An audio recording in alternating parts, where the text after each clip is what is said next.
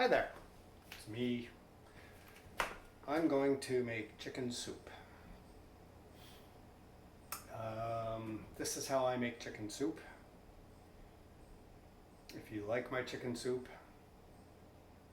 this is how I make it. So I'm going to adjust the camera so you can actually see what I'm doing. I'll try to hold stuff up so you can see what I'm doing and stuff. A couple of key things here. This is a cast iron skillet. It's clean and dry. I got some black on my fingers from it because I clean it without soap, only with water and a scraper, and then I dry it with a paper towel. This is a stovetop Dutch oven. This is what I actually make the soup in. This is the lid to the 8-inch cast iron skillet.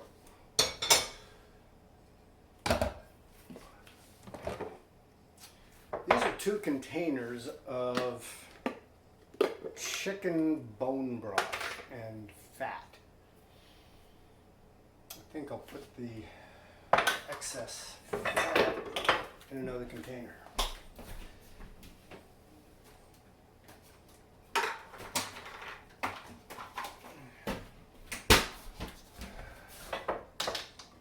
Where did I get this bone broth from? Really good question. I got this bone broth from roasting a whole chicken. That's what this container is. It's dark because it was the chicken was roasted for over 2 hours at 290 degrees. I mean, there were a lot of spices in it. See, so now I have scraped off most of the coagulate fat that ran to the top, and you can see. I mean, the broth wants to just slide right out of the glass container, and it's not just broth. It's actually jelly.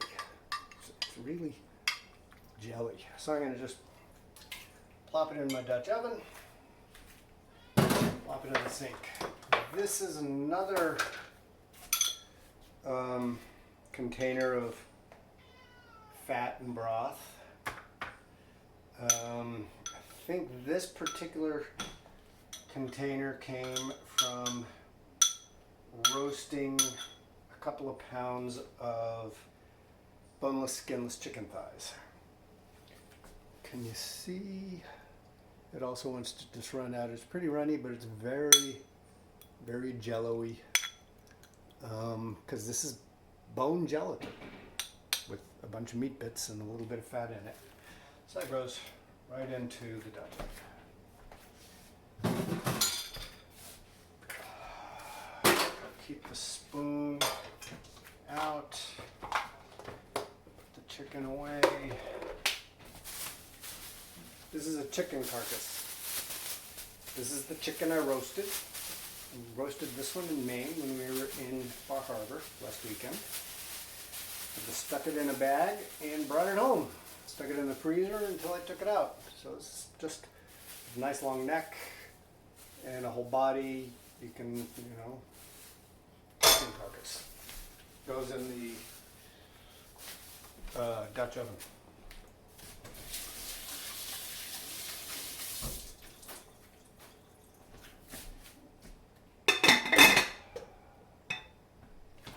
Okay, so I'm gonna, I don't know, I guess I'll cut this down so you can watch me chop. It's, it's fascinating to watch a guy who doesn't have a good knife or other good tools chop. I don't know, whatever. What do I put in my chicken soup? I put in carrots. Naturally, these are nice farm fresh carrots.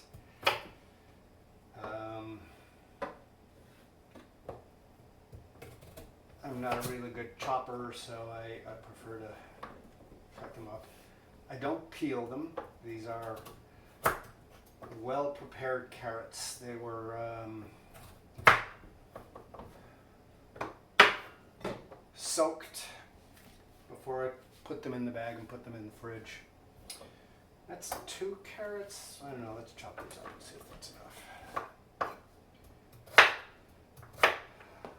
There's a piece. The danger with cutting fresh carrots is that, you know, they're round. They roll away. That's one of the reasons I like to split it in half so they don't roll away so fast.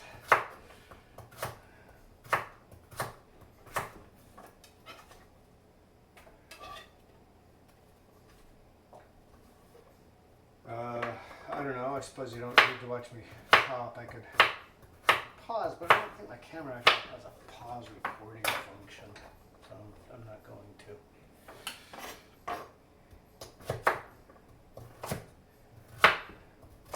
I'm sure people who are better cooks or better equipped are much better at chopping carrots than I am. Let's see here. Carrots, carcass, some bone broth.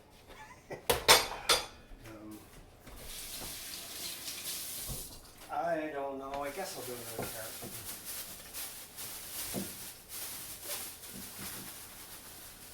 Kind of a short one there.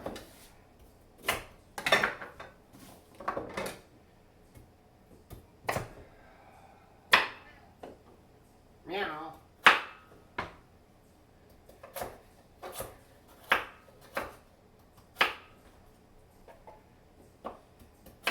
So, oops. You can see that what I'm doing here is pretty boring. I'm just chopping the carrots. So let's talk about, while I'm chopping, let's talk about roasting the chicken. I buy, of course, farm fresh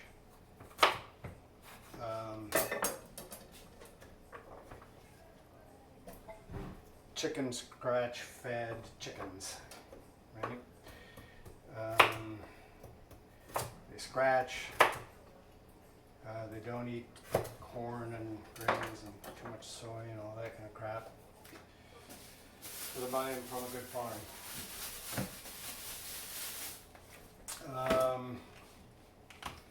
I think that's probably one of the most important ingredients in good cooking is really good animals. You know, I just think that's so important. So I've got about 3 stalks of celery here. That's not nearly enough. What am I doing? I'm chopping off the grassy parts, chopping off the dead ends. A full head of celery I think is really good. And a couple more.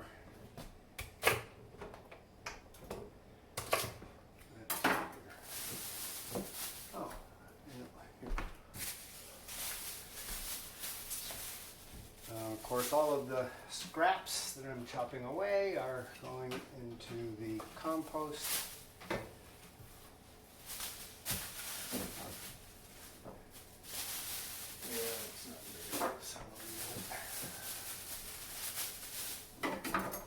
See, here's a whole head, but since I have a bunch of loose stalks, I'm not going to use the whole head.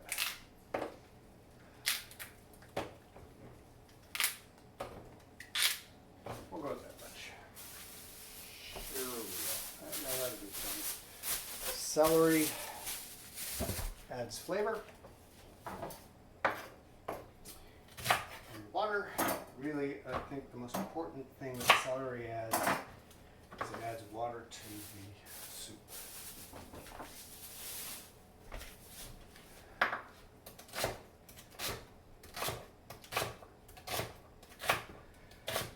Anyway, back to roasting a chicken. So I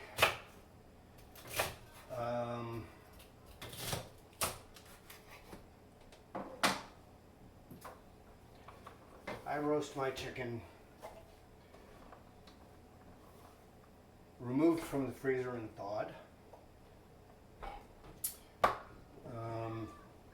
I like it to still be a little bit icy on the inside. I bathe my chicken before I cook it.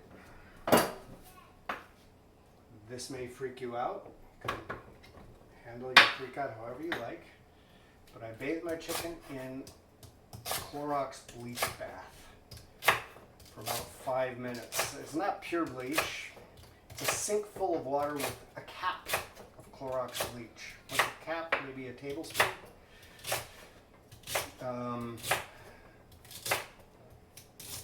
You know, even really well-raised, processed chicken is so prone to so much bacterial intrusion, infections. I really like bathing my chicken in Clorox to kill it all off. Clorox also kills off any of the radioactive bathing that the fresh food can go through. I don't care if it says it's organic. I'm willing to wager it gets covered in radioactive materials. All right, so what do we have in here? We have a couple of containers of chicken bone broth from roasting chicken. We have, what was that, 4 chopped carrots, probably 7 chopped stalks of celery, and the carcass.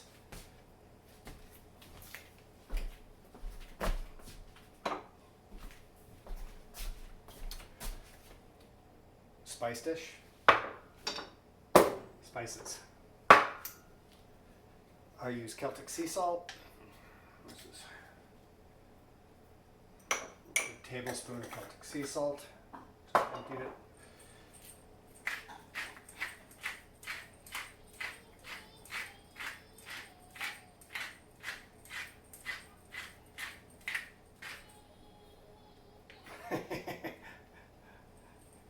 Twenty twists of black pepper and the black pepper grinder.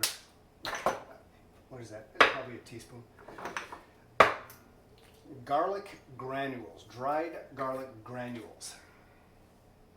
Probably a tablespoon. This is not garlic powder. Can you see this? I don't know. Oops. No, you can't see it. Hold on. Granules are, for me, way better than powder because, you know, powder is powder. It flies all over the place. However, really good turmeric powder.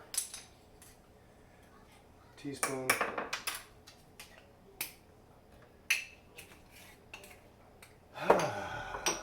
And cumin powder, ground cumin seed. Teaspoon. This is my basic adobo seasoning mix. This is the basis and the foundation of nearly everything I cook. From here, I can do so many things. So I just made up this mix. It probably totals about 4 tablespoons of powder. I'm gonna throw just a few teaspoons in the soup. So that's my soup base. And turn the heat on. Oops. So far, I have not in any way added water to this. All of the water will come from the vegetables and a little bit of bone broth.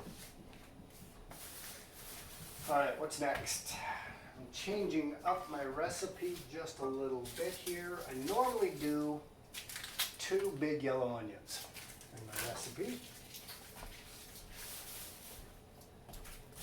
I'm changing it up. I'm going to do big yellow onion and a small one from the bag. I'm going to do 2 leeks. See how that goes. You noticed I started cooking the carcass with the veggies, right? I did not put the onions in yet. Very important. Very important. I saute the onions dry in that cast iron skillet before I put them in the soup. It gives them a huge opportunity to get nice and sweet. Turns them to sugar in a mighty big way. It also adds that toastiness to them. Because this is, technically this is, I don't know, I don't know what this is. I don't know if I'm dry sauteing or pan roasting. It's going to come out as a roasted, as a sauteed onion. That's how it's going to come out. The difference being, I'm not putting any fat in the pan. I'm not doing it because I don't need to. I could put some chicken fat in the pan if I really wanted to, but I actually don't need to.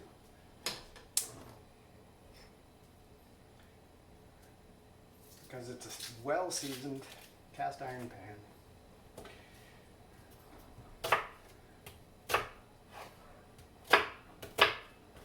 I'm just dicing the onion, not chopping it up too much.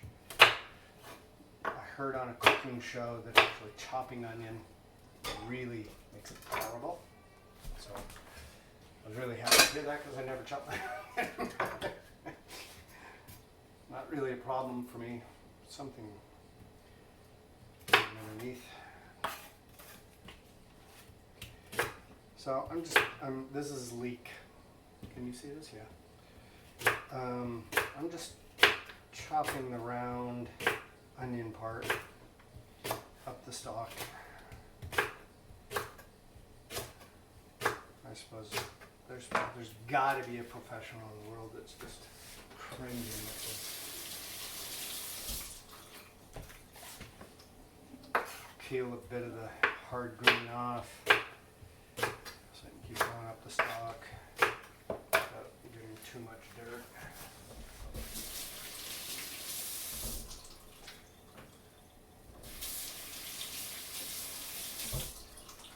Wash some dirt off.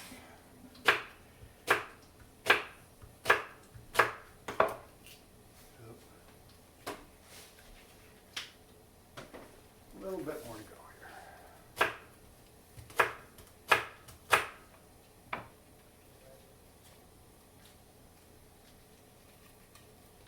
Yeah, that's good.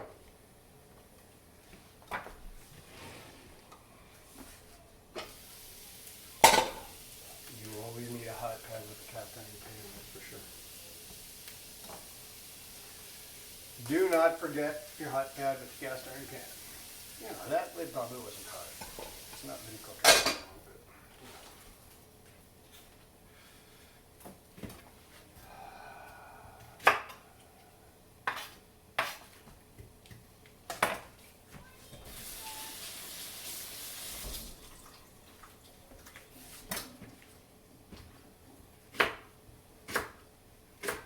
So I've never done it with leek before. Leek is such a mild onion.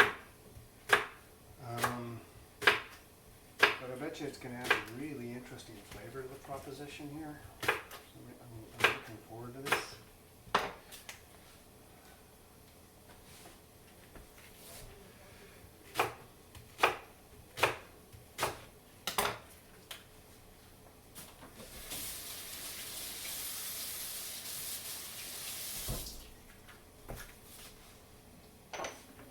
Oh, so back to roasting chicken.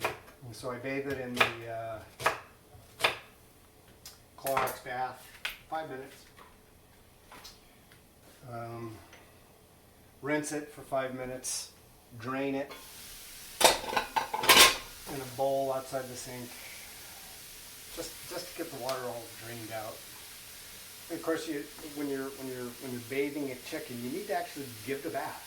Get your hands in there with it, wash it off. Wash off the wings, wash off the legs. Get your hand inside the body cavity. Get the water, chlorine solution, Clorox solution inside the body cavity. You know, fill it up, drain it out, fill it up, drain it out, fill it up, drain it out, all that. So here's my spoon. Just a hint of chicken fat on it, because the spoon I use to remove chicken fat from the broth.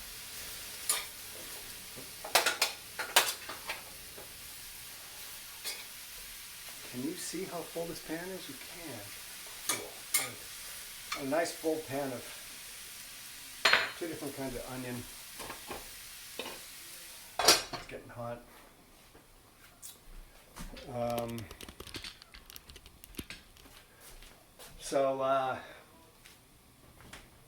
Roasting chicken. So yeah, you wash it. You let it drain, and then I put it in. It's a 2-inch deep, probably 12-inch long roasting pan, right? Casserole pan, right? Preheat the oven to 290, just below 300. Preheat the oven to 290. I put the bird in my roasting pan. Like I say, it's a 9-inch casserole, probably, I don't know, 12-inch casserole. Rectangular.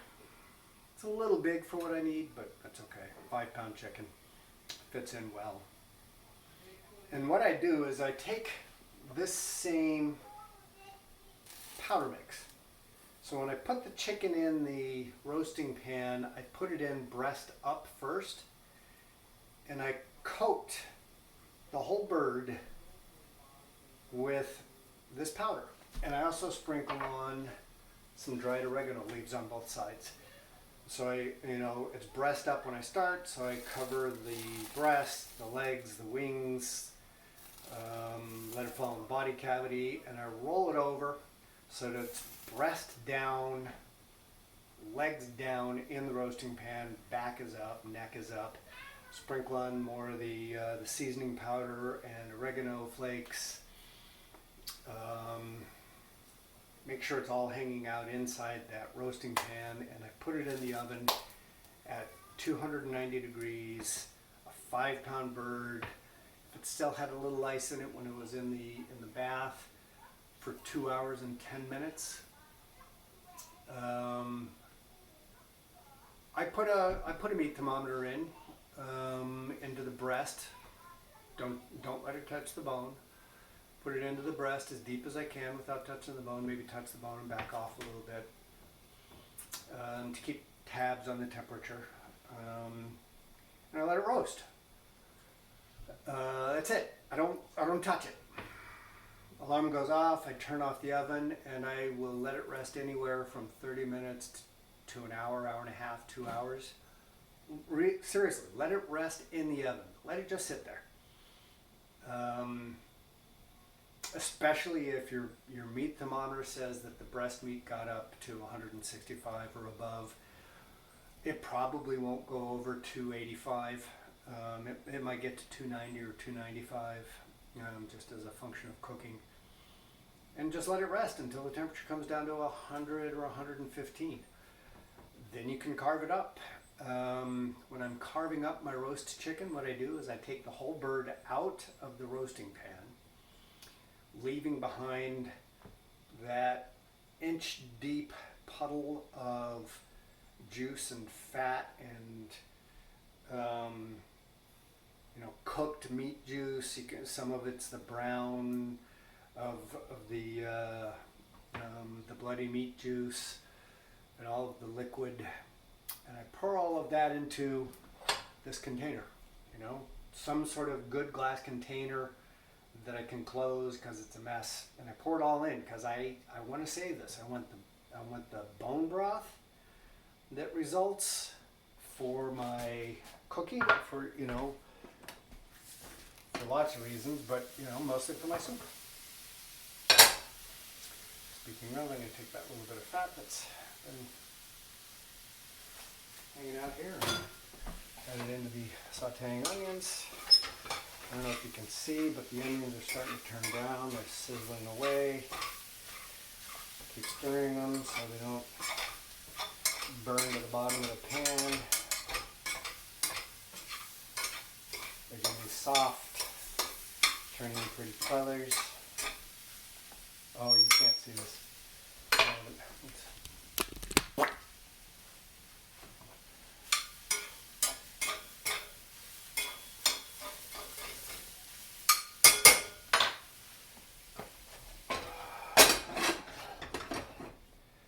So after I roast my chicken, I extract as much of the meat off of it as I can. I extract as much of the meat off of it as I can, and I make chicken tacos out of that meat. I make a chicken dinner out of that meat. I heat up that broth and fat into just a dish of dipping gravy. It's especially good for the breast meat because the breast meat can, is always drier.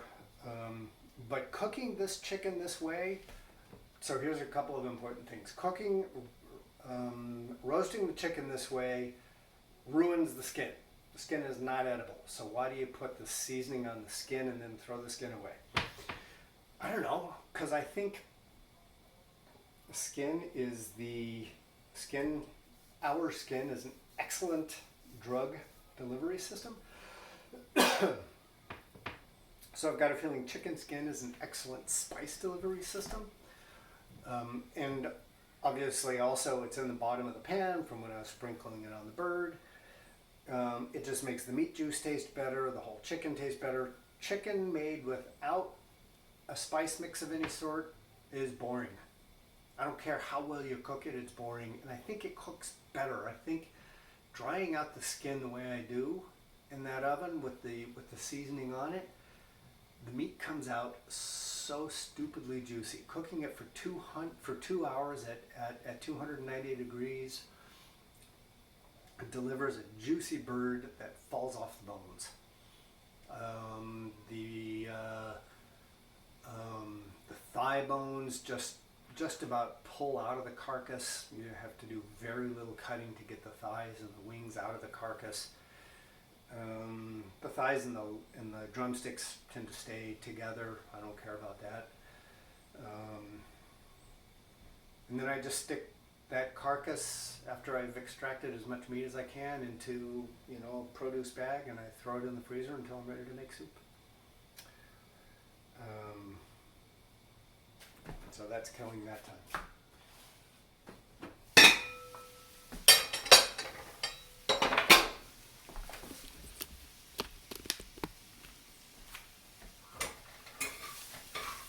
So you can see the chicken, the onions are really starting to turn brown. Some are stuck to the bottom of the pan, so I'm going to try to free my onions. This is a big pan of onions. So what I'm going to do, but not yet.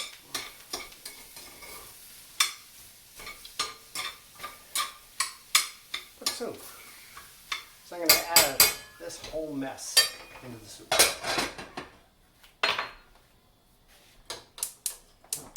Put some more pressure on. Alright, let's clean up.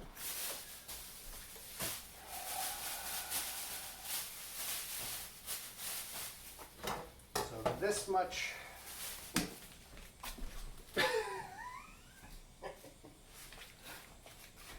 Fresh vegetable. For a lot of compost.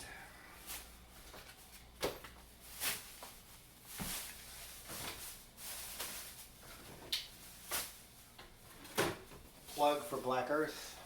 blackearth.com. It's a commercial composting company.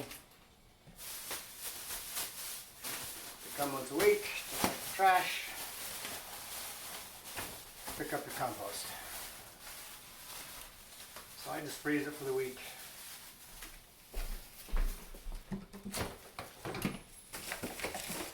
I have no stink. I feel like I'm doing a good thing, not adding extra crap into the environment.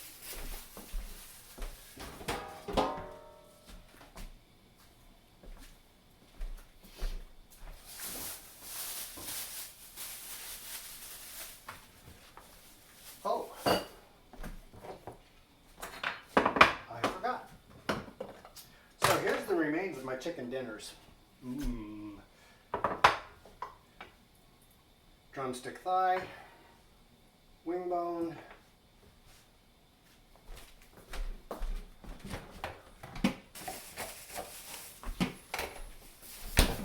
you can compost animal product with Black Earth. So I do.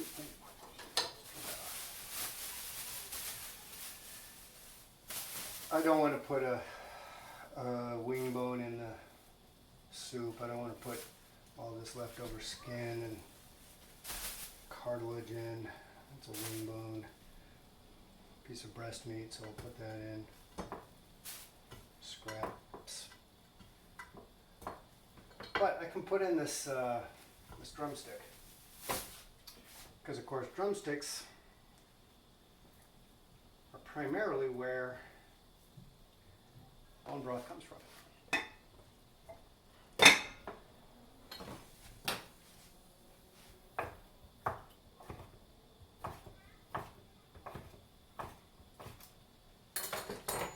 Last bit of breast. Oh, God, that's good.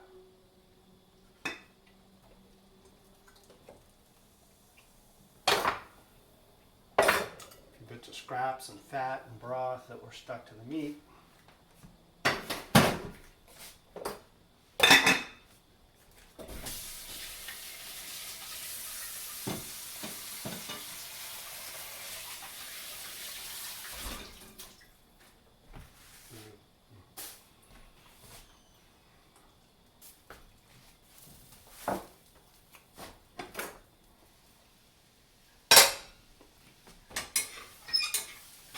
You need smell-o-vision.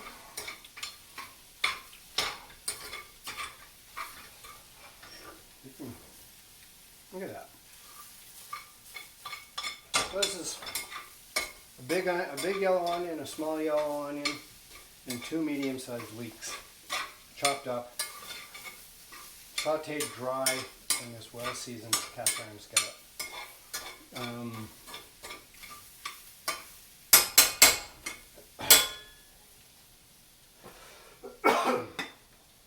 I love chicken meat, but God, breast can be dry.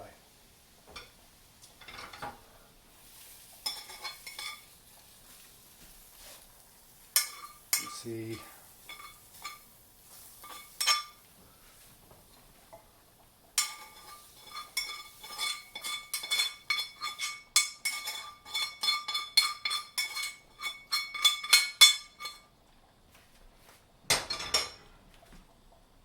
Can you see this? Can you hear it starting to bubble? This, my friends, is chicken soup.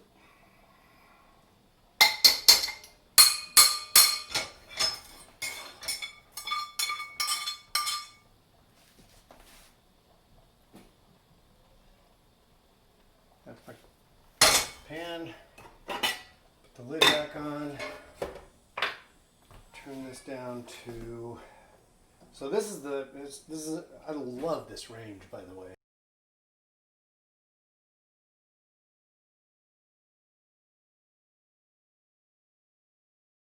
But it's got 2 of the 4 burners are specialty burners. This front burner is a big power boil, so it produces a lot of fire. It's great for cooking on high. And this back burner is actually a mini burner. It's a simmering burner. That's the word.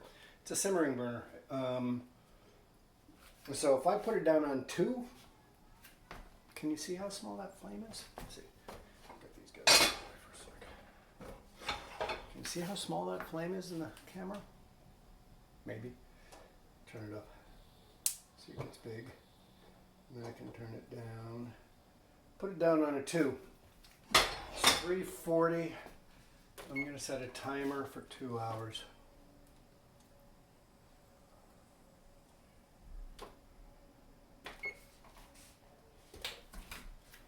And there you go.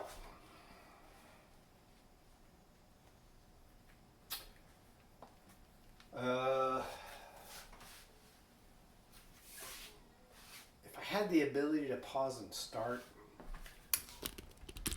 I would, but I don't, so I'm not going to, because I would show you if I could how to clean that cast iron skillet. But that's my chicken soup recipe. Serving suggestions. So I will take this out, obviously pull the carcass out. That's a pretty stupid operation because the carcass after 2 hours boiling like this falls apart.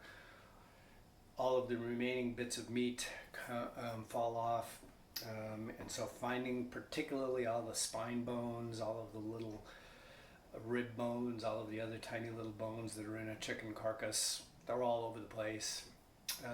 Digging them out is hard, but you just do. You take all of the bones out. What's happening while it's boiling, of course, is that the marrow inside the bones is, and all of the connective tissue between the muscles and bones is being dissolved. That's collagen that's being dissolved into collagen gel. That's what bone broth is. So we're making a bone broth and a chicken soup at the same time. I'll scoop it into a quart, 2 quart.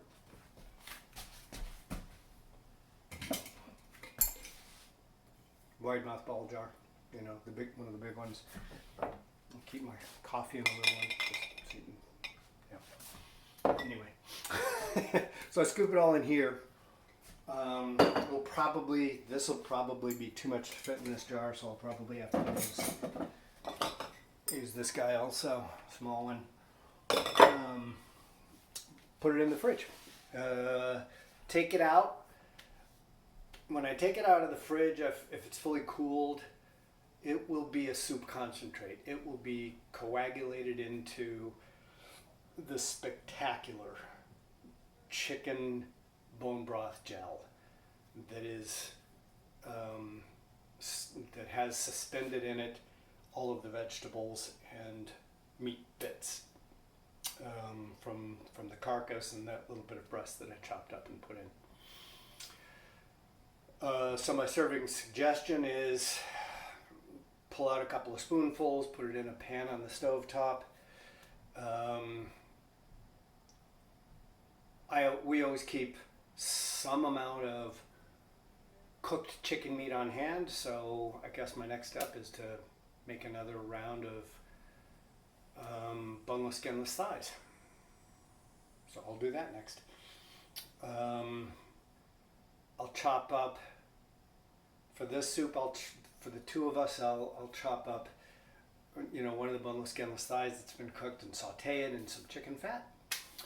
Dump that into the chicken soup, and I'll add in a couple of servings of broccoli stock, you know, broccoli flowerets. Probably have to add in a cup of water, a cup and a half of water, because it's pretty thick, to extend it. And that's my chicken soup. We love having it with a couple of poached eggs put on top. Try that. Of course, you can also shave in a bunch of turmeric fresh. Adds a nice smoky flavor to it.